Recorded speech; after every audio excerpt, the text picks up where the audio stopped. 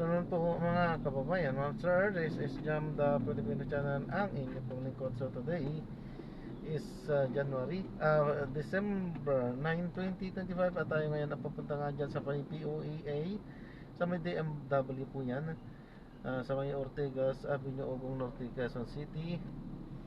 At dadalhin po natin sa may Glorieta 2 Farm Drive, San Lorenzo, Makati po yan. Okay, so magbabalik po tayo mamaya konti pag nakuha na po natin sila. Disclaimer lang po, ang content po natin ay kalsada at hindi ang passenger.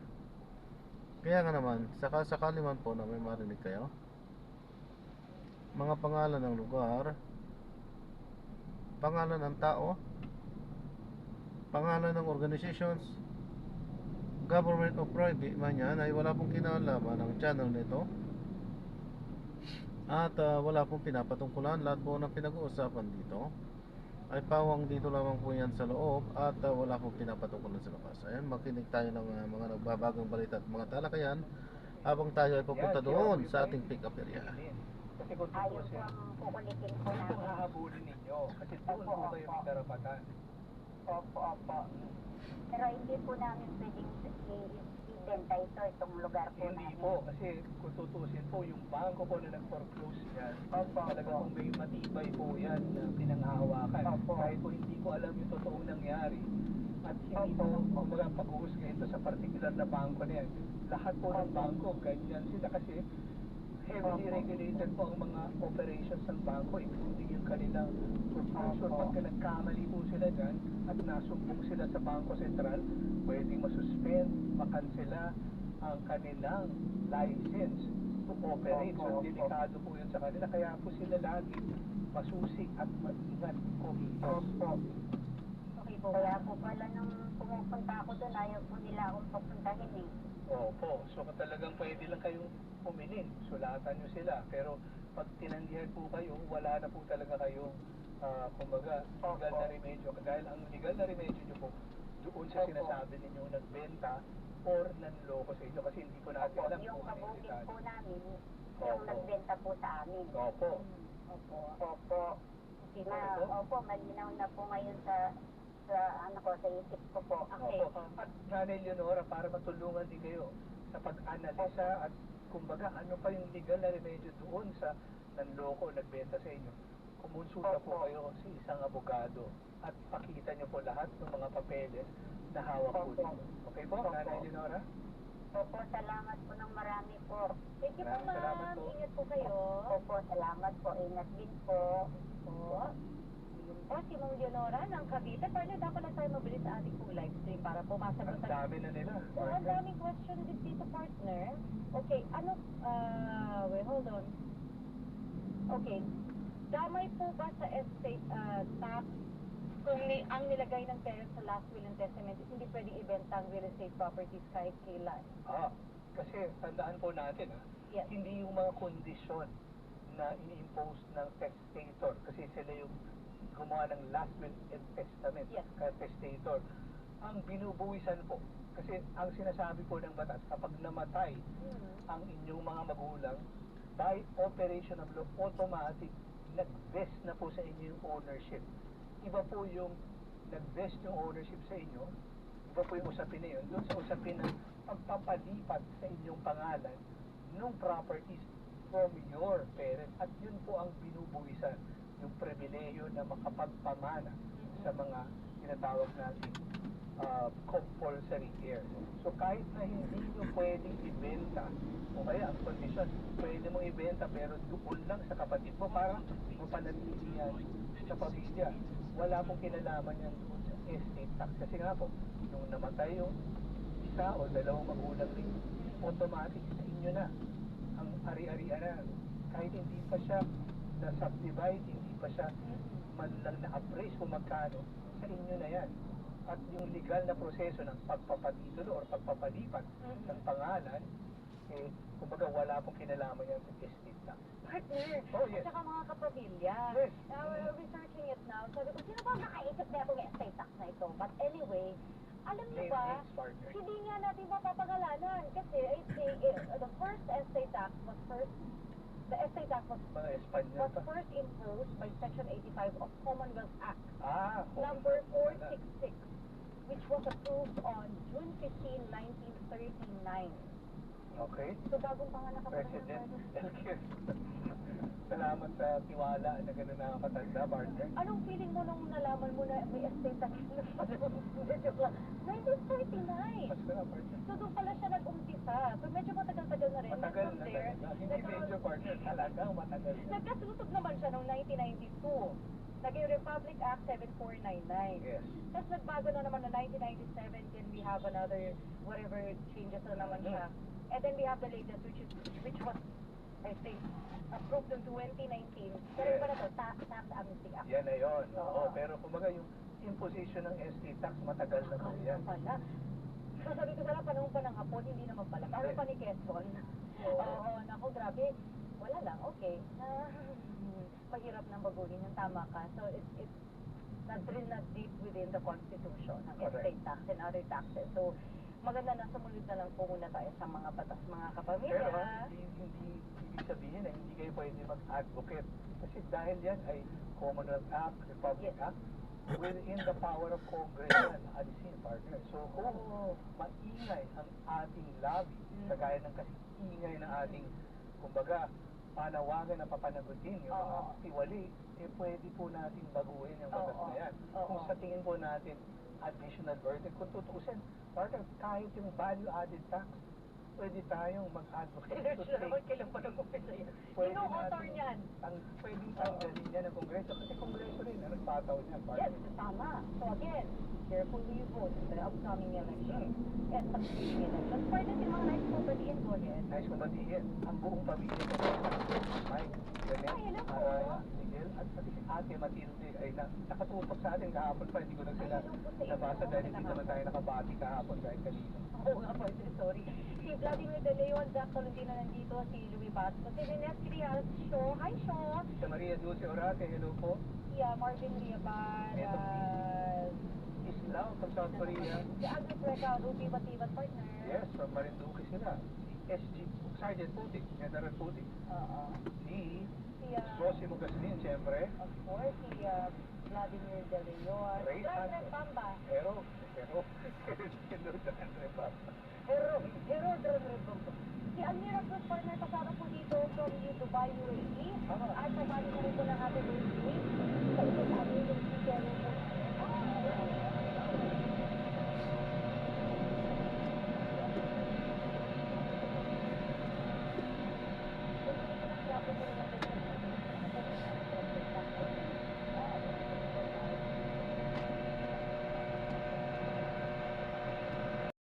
An asset of Silver Wolves Construction Corporation and Skyward Aviation Corporation.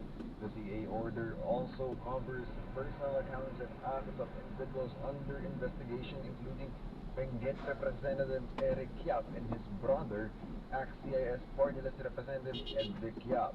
In October, Ombudsman Sus Crispin Damulo named Eric Yap as a person of interest in connection with fully paid yet unfinished flood control projects in La Union by a firm he previously owned.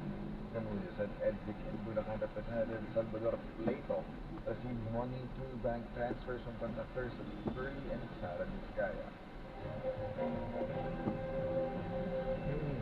In Cotabato City, residents of Marawi City have urged the Indian Bangsamoro legislature to pass a pro people respecting laws which would reflect their community cultures and by content with of clustered areas prescribed by the law. Residents carried the placards at the venue in Marawi City where the Bangsamoro Transition Authority Joint Committee hearing was being held. The move was to dramatize the clamor against acts of gerrymandering because more Plano del Sur in the city. Over 300 people attended the hearings and demanded that the new districting law must not favor politicians win over the welfare of voters.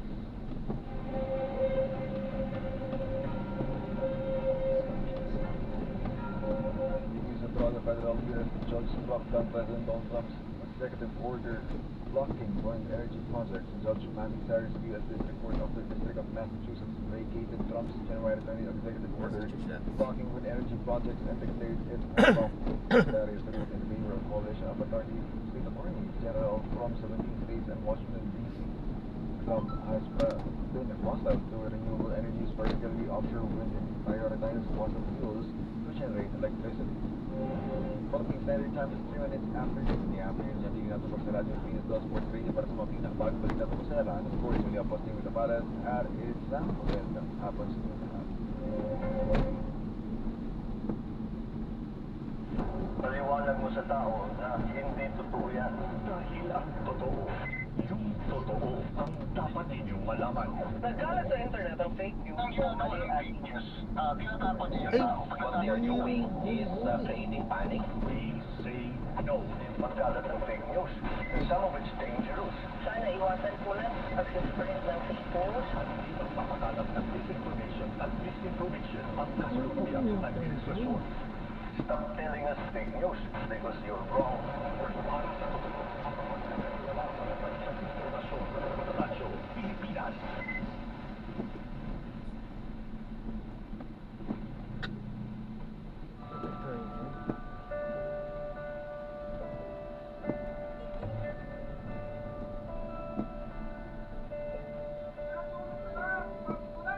Ramdam natin ibang simoy ng hangin. Ito ay tanda ng mayroong darating. Pagsilang ng sanggol doon sa Bethlehem. Siya ang nangligtas ng kasalanan natin. Mayroon pa ba?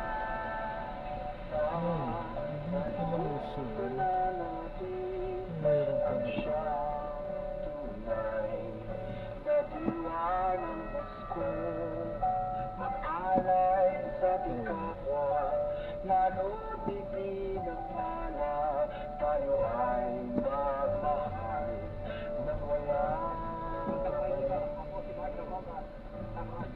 ang tunay na Pasko ay tayo. At man ang ginagawa natin, ang Pasko ay pamamahalan. Biglang mga tatawaran. Ang Pasko ay ikaw at ako. May mga isa tayo. Bagong Pilipinas, bagong Pilipino. Yan ang tunay na diwa ng Pasko. Sana'y magulong na mga sugat natin. Kahit iba-iba, paniwala natin. Kaya ngayong Pasko, magkasundo tayo. Pareho lang naman, maganda ang hangarin. Ang tunay na Pasko ay tayo. Ano man ang ginagawa natin, ang Pasko ay pamamahalan. This is a celebration of the birth of Jesus, and to once again dedicate ourselves and our lives in that service. Ating mga taga-subaybay, kapatid na bitay, napapansin din po nila na dahil ngayon ay easy access na ang maraming information through internet, maraming mga tao ang nagiging opinion-based sa maraming mga bagay. Hindi na inaalam kung yung bang pinaniniwala o ginagawa nila ay salib sa katotohanan o kaya ay sa opinion lamang. Kung ang pag-uusapan ay pagrelihiyon, kapatid na bitay, tama bang ang pagsaligan ay opinion? Dahil dito, sapagkat may ganitong pahayag si Apostol Pablo, na nakasulat po dito sa unang Korinto 2:13. Pakinggan natin. Hindi namin kailangang umasa sa mga panghuhula at opinyon ng sanlibutan. Hindi namin ito natutuhan sa pamamagitan ng pagbabasa ng mga aklat o pagpasok sa paaralan. Natutuhan namin ito sa Diyos na nagturo sa amin ng mukhaan sa pamamagitan ni Jesus. At isinasalin namin ito sa inyo sa gayon ding orihinal at personal na paraan. Mga kaibigan, ng mga apostol ay hindi po umasa sa alinmang opinyon ng sanlibutan. Kundi ang sabi ni Apostol Pablo, kundi sa natutuhan namin sa Diyos sa pamamagitan ng ating Panginoon Kristo. Kaya ang pinagsaligan ng kanilang paglilingkod ay hindi sa opinyon, kundi sa natutuhan nila na yun ang katotohanan. At ika muna, kapatid na Vic, alin po yung katotohanan na dapat magsaligan ng paglilingkod sa Diyos? Kasi pag sinabi pong katotohanan, relatibo po yan. Maaring sa akin po ay totoo, sa iba naman po hindi totoo. Maaring sa inyo hindi totoo, sa iba naman po ay totoo.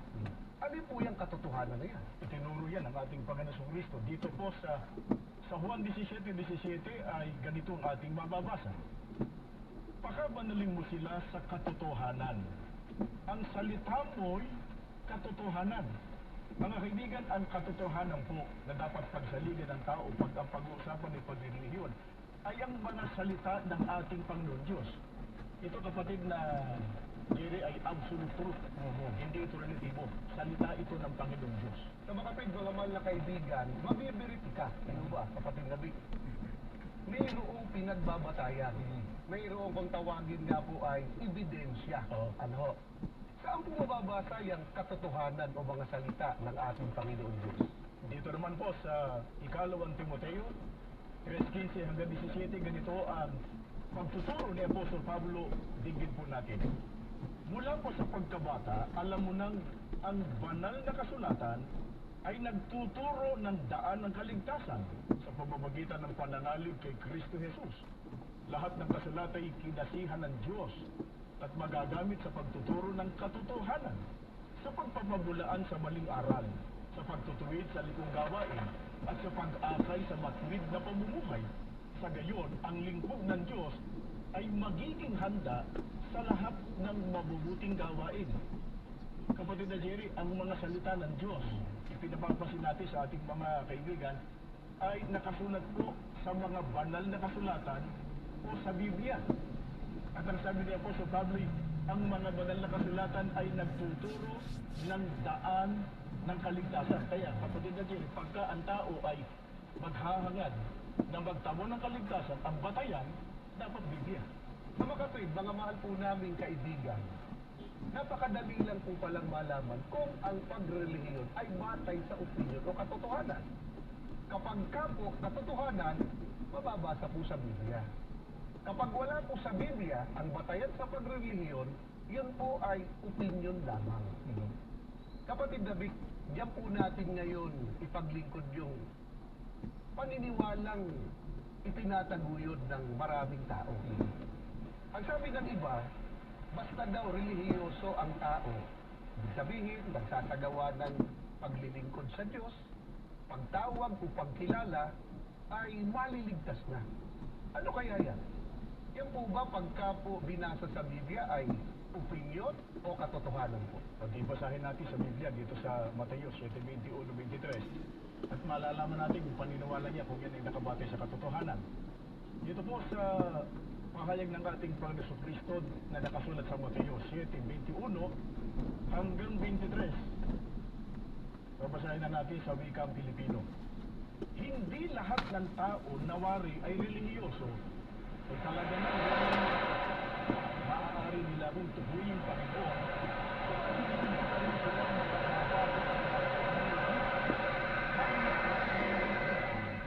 ay kung sinusunod nila ang aking Ama na nasa langit. Sa araw ng paghuhukom ay marami ang magsasabi sa akin, Panginoon, Panginoon, nang hula po kami sa iyong pangalan at nagpalayas po ng mga demonyo sa iyong pangalan at gumawa po ng maraming himala sa iyong pangalan. Subalit sasagot ako, kailan may hindi ko kayo nakilala, lumayas kayo. Ang mga bagay na ginawa ninyo ay hindi autorisado. Kapatid na Jerry, nasagot yung tanong ninyo kung nakabati ba sa katotohanan yung sinasabi ng marami na basta kumikilala, basta relihiyoso, regardless kung ano kanilang relihiyon, malilitas din sila. Ang sagot po ng ating Panginoon Kristo, mga kaibigan, sana napansin ninyo, hindi lahat anya na wari relihiyoso ay talaga ng relihiyoso. Sabagat yung ginagawa ng mga nagpapakilalang ito na sila relihiyoso, sabi ng ating Panginoon Kristo, hindi pa rin nila ikapapasok sa kaharian ng langit o hindi kaliligtas. Mga mahal po namin kaibigan, hindi po opinion niya. Yan po'y katotohanan at mabeberipika. Binasa po sa ating sa Biblia.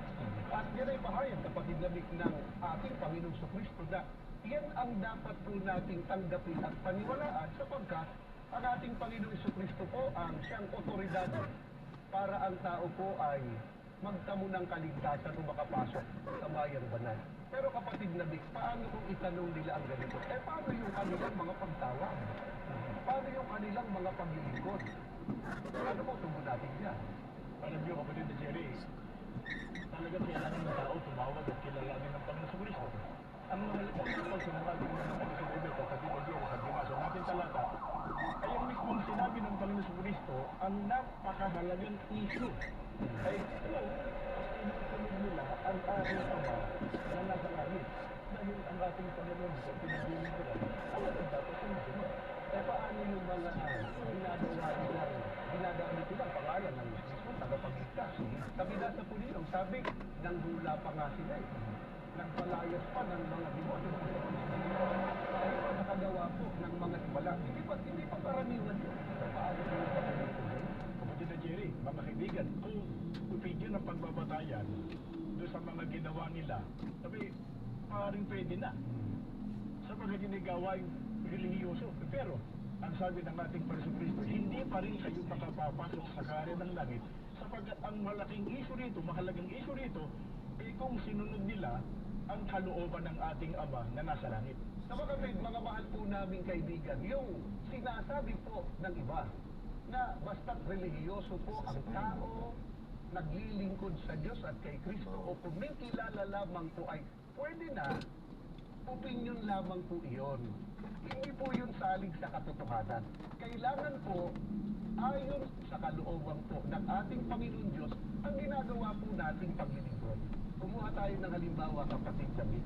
Mayroon na bang pangyayari na bagamat naglingkod po sa ating Panginoon Diyos, relihiyosong tao, pero dahil hindi nasunod ang kalooban ng Diyos, hindi po pinaging dapat. Ang babasahin natin ay nakatala dito po sa aklat ng mga gawa ng mga apostol. Sa gawa 11 hanggang 2, ganito ang ating mababasa pakinggan natin. At may isang lalaki nga sa Cesarea na nagngangalang Cornelio, senturyon ng pulutong na tinatawag na pulutong Italiano, isang taong masipag sa kabanalan at matatakot din sa Diyos, siya at ang buong sambahayan at naglimos ng marami sa mga tao at laging nananalangin sa Diyos. Itong binasa natin, kapatid na Jerry, mga kaibigan, ay tungkol kay Cornelio, isang senturyon ng pulutong na tinatawag na pulutong Italiano. At ang katangian niya, dapat nating mapansin, ay ang sabi rito, masipag sa kabanalan, sa ibang salin, relihiyoso, matatakot din sa Diyos, naglimos ng marami sa mga tao, laging nananalangin sa Diyos. Pagka-opinyon ng ating pagbabatay, baka pwede na ito eh. Sobra-sobra na po yan. Baka nga po ang iba, hindi pa po nagagawa lahat ng yan. Pero kapatid Labik, ano ang itinagawa ng ating Panginoon Diyos para magkaroon ng kabuluhan yan, pagiging relihiyoso po ni Cornelio? Katunayan, hindi sapat yung kanyang ginawa pa. Dito naman sa karugtong ng mga talata, sa gawa 10, 3 hanggang 5 ay ganito ang ating mababasa.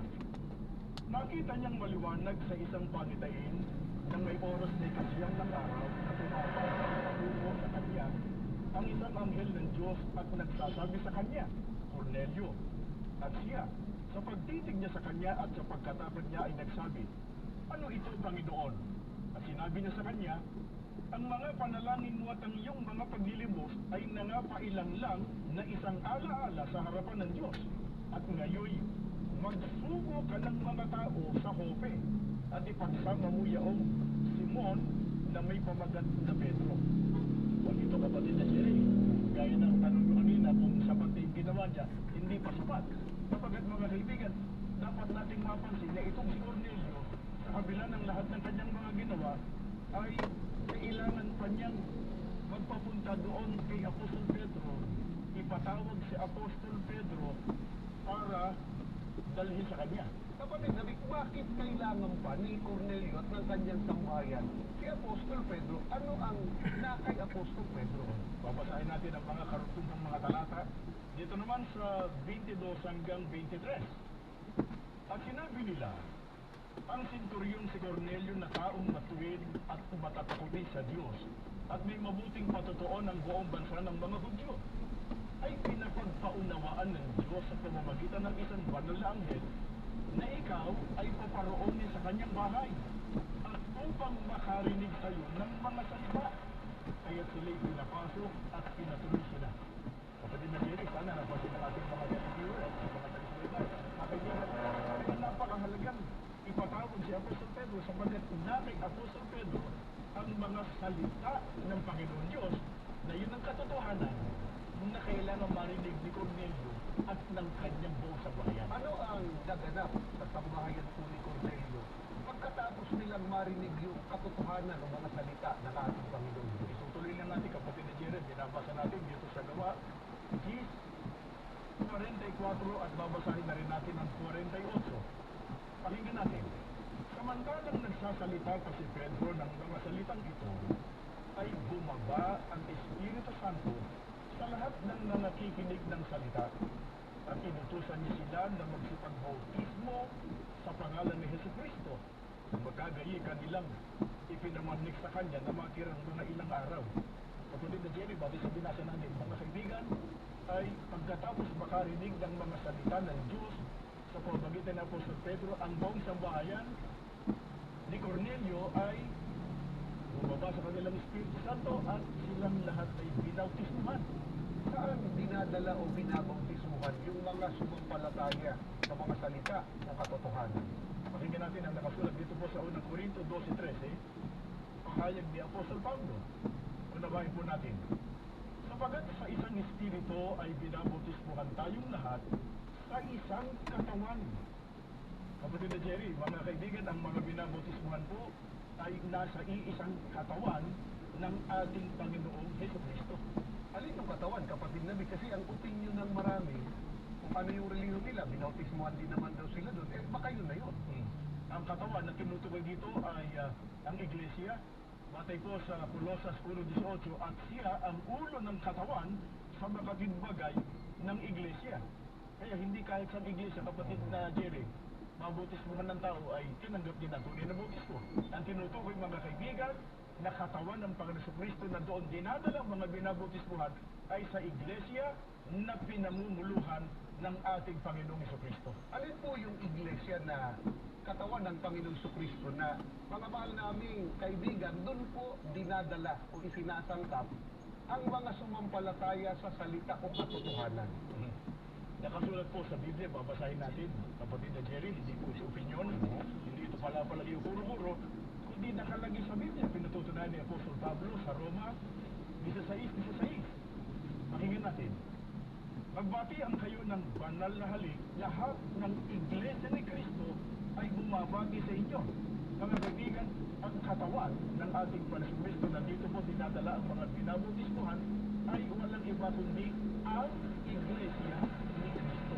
Sa mga mga po namin kaibigan, ang naganap po kay Cornelio sa kanyang sambahayan ay isa po sa patutuo na hindi po dahil religyoso na ang isang tao at nagsasabi kumikilala siya sa Panginoong Hesus at sa Panginoong Jesucristo ay magiging kapatid na kailangan po ang tao sumunod po sa kalooban ng ating Panginoong Diyos at ang pagsunod sa kalooban ng Diyos umanid po sa loob ng Iglesia ni Cristo. Kapatid na bakit kailangan pa na mag-iglesia ni Cristo ang tao kagaya ng ginawa po kay Cornelio sa kanyang mga kaibigan, sa pagbabalik po namin, yan po ang aming tatalakayin.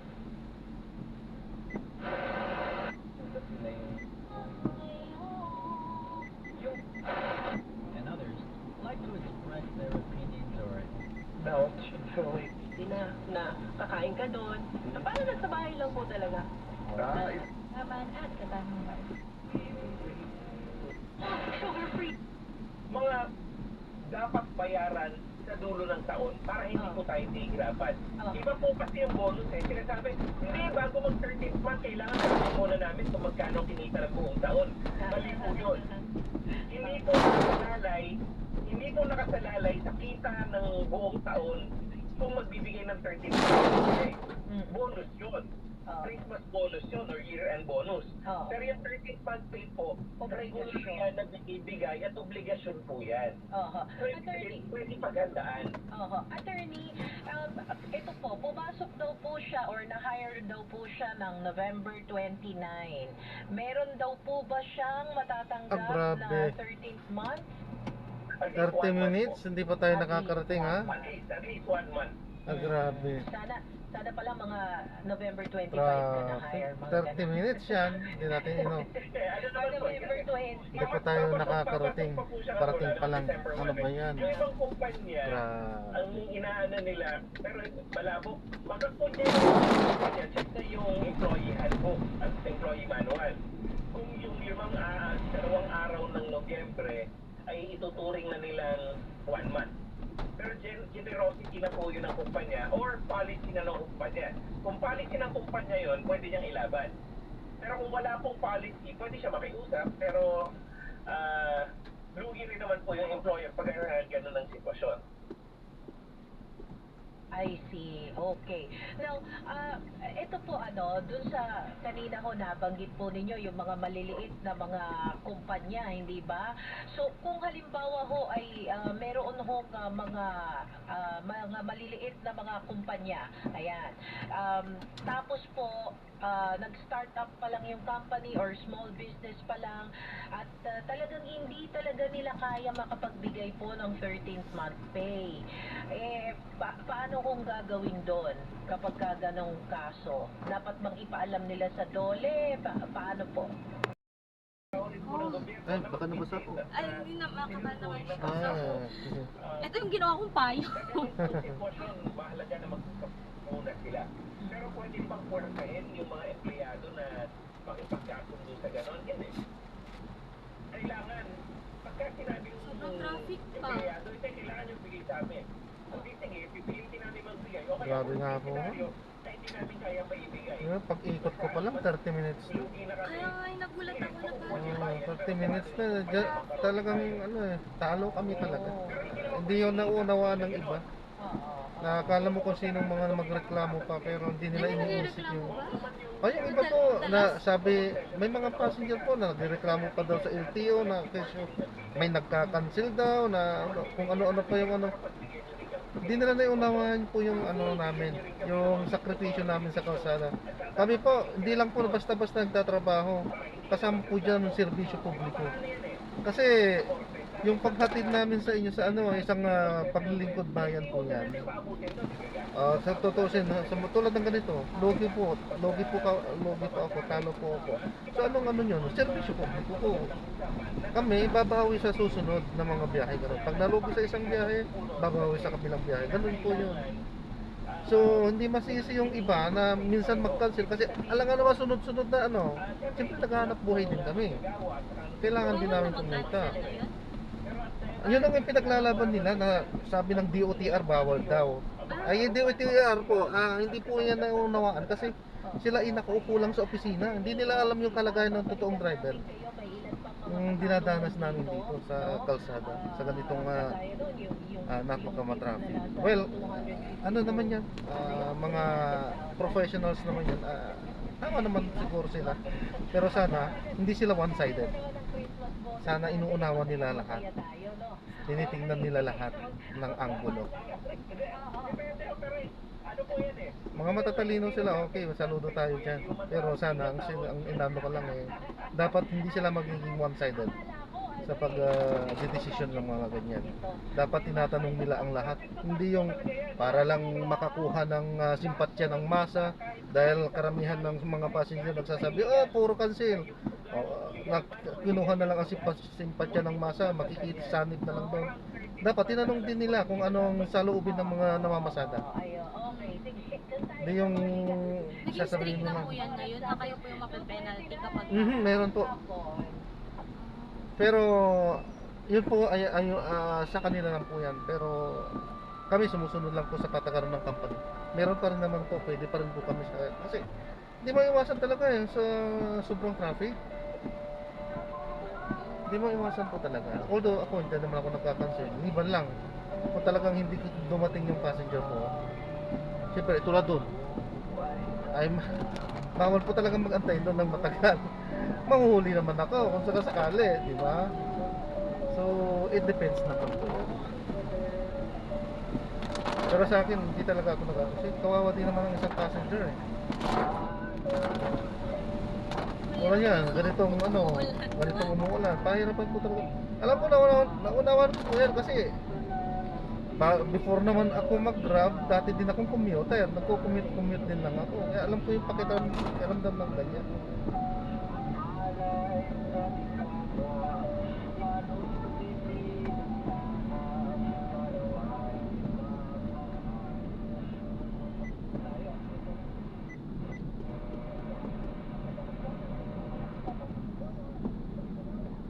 Saan bansa pupunta niyo, ma'am? sa Bermuda. Bermuda? Oo. USA yun, di ba? Oo, malapit sa US. Actually, kakabalik ko lang. Tapos nagpa-update ako ng records ko. Kasi galing Malta ako. Tapos nag-move ako ng Bermuda. But Sa US. maganda rin po ang Malta. Oo, may mga Pinoy din doon. Madami din. Doktor po kayo doon? Oo. Doktor po kayo? Auditor. Auditor. Ah.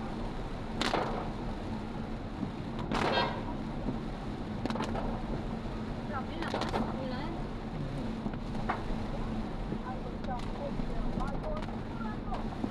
Wala nagdala akong payo. Hindi ka na nagdala. Dapat nagdadala kayo lagi, ma. Kasi sa Pilipinas hindi alam kung kailan yung babagsak eh. Paano yan pagbaba niyo po niyan mamaya? Tatakbo.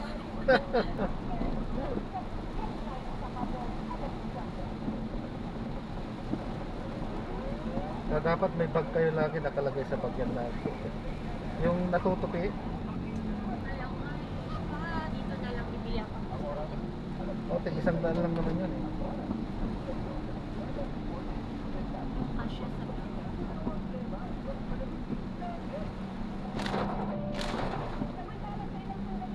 Kaso yung isang daan, minsan isang gabitan din lang. Madaling masira. Madaling masira din eh. Meron yung gandang payong na yung marami yung niya, tangkay niya. Matagal ding masira. Pero medyo may kamahalan. Bibrella.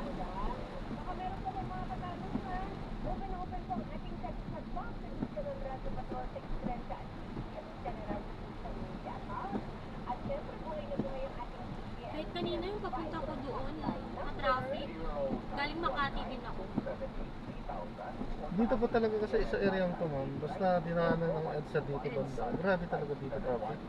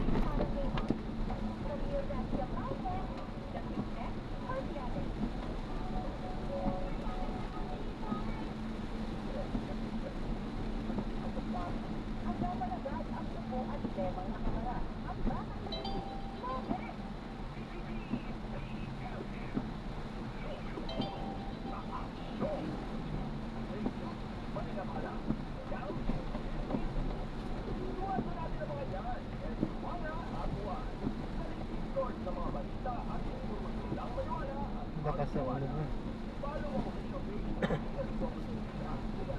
Meron na naman yata ang bagyo. Bumaba din, bumabaha din dito. Ay, dito hindi po. Hindi naman.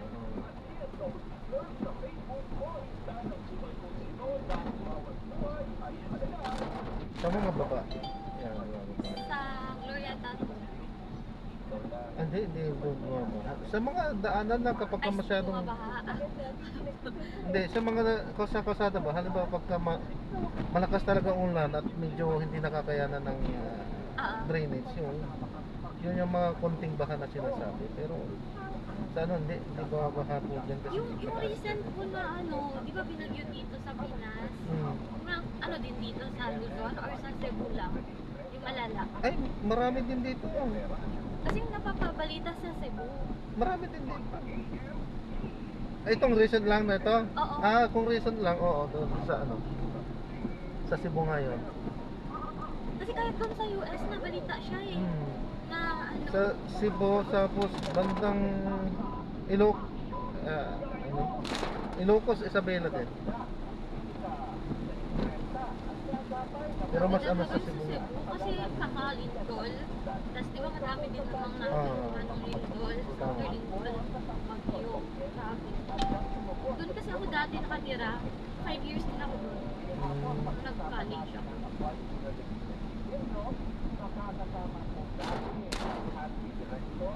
Doon kayo nag-college sa Cebu? Oo. Pero taga saan kayo? Taga Mindanao. Tapos Zamboanga, Cebu. nagsibu. Malalim yun. Nagsibu kayo nung mag-aaral kayo. Oo. Tapos nakatira din ako dito. 5 years din ako. 5 years sa Cebu. Dito din. 5 years din. Makati ako dati. Tapos na-try ko din na sa Sampalo. Tapos na-try ko din sa Laguna.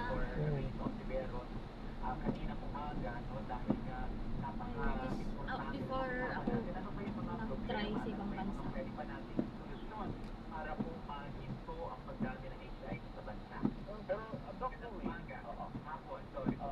Doc Louie, di ba? Pag sinabi natin acquired immunodeficiency syndrome ito, Mga magulang nyo nasa Mindanao din. Mindanao. Opo. Muslim po kayo? Hindi. Hindi. Actually, yun din yung madalas tinatanong sa akin. Pagka sinabing Pag Mindanao sinabi kasi. Mindanao, hindi naman. Madami din Christian. Hati naman. Or mas madami ngayong Christian. Mga 60-40 naman. At tuloy, yung mga natural, mga normal na bacteria or infection na kaya ng katawan ay nakakapatay at nakakataba. So, ang sinasabi mo ba, Dok Dennis, pagka nagka-HIV positive ako, diretso ako daw. Hindi. Pag hindi ka nagpagamot at hindi mo tinanggap na may HIV, Kailan balik nyo? meron tayong antiretroviral Ano, therapy. January 2. Ito po ay binibigay Oo, talagang pagkatapos ng New Year, ha? Oo. Bilis naman. Saglit lang kasi ano. Pero kailan pa kayo dumating dito? Ano kayo? Oo. Ang galing Bakasyon na. lang din talaga. Kasi ano, may work din naman ako doon. So, kailangan din mag-continue. Ang bilis naman. Bakasyon lang talaga. Enjoy yun na. Oo. Sabagay, mas sabi nga nila, mas kung sa mga Christmas season talaga, mas ano pa rin dito sa Pilipinas, mas mabongga yung pag-celebrate na kumpara Oo, pagka mga nasa 3 years din ako hindi nag-Christmas dito sa Pinas. Kasi nung time na yun, nasa Malta naman ako. Umuwi ako last year, pero hindi siya December, October to November ako. Bumalik na ako sa Malta. Ay magpa-test para kung sila man ay mag-positibo, malink natin agad sila sa treatment. Kaso magastos din, mahal kasi umuwi ng ano, ng Pasko. Lahat mahal, like flight, mahal, Mahal talaga. accommodation, transportation, as in, Mahal talaga. Sasamantalain din kasi nila. Alam nilang ano.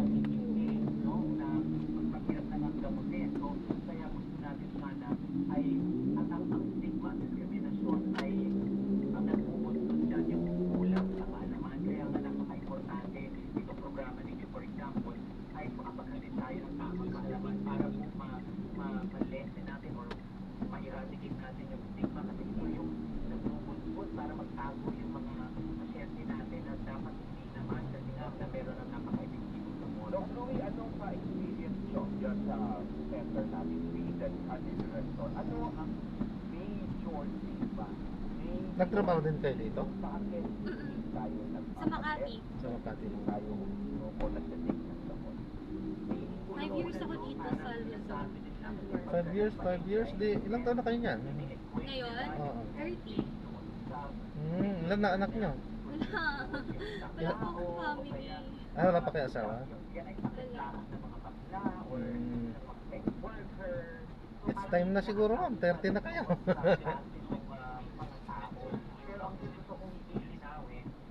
Katulad ba kayong mga nakikilalang mga Pinoy? Unless kung ibang lahi ang prefer nyo. Hindi kuya, kakabreak ko lang.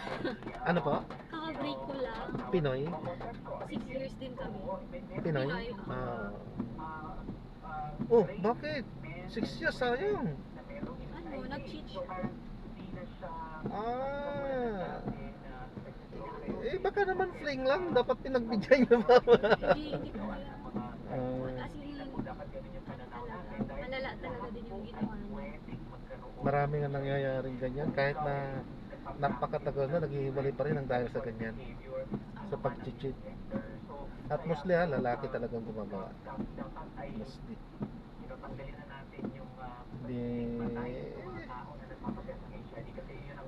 Pray lang. Hindi yun ang kalooban ng Diyos para sa inyo. Pero malay nyo, who knows, baka bukas makalawa kayo pa rin. Ay, hindi na.